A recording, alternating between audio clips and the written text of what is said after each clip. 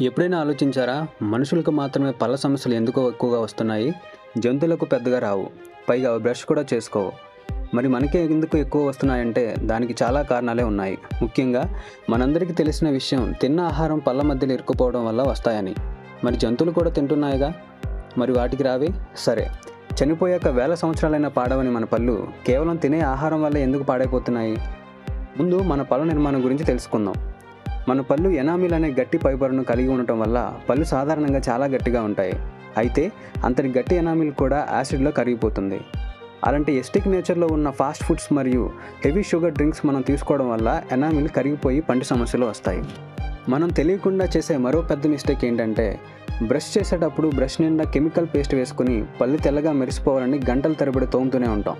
దానివల్ల కూడా కొన్ని రోజులకు ఎనామిల్ అరిగిపోయి పళ్ళ సమస్యలు వస్తాయి. మీ ఫ్రెండ్స్లో కూడా గంటల పాటు బ్రష్ చేసే వారికి ఈ వీడియో షేర్ చేయండి.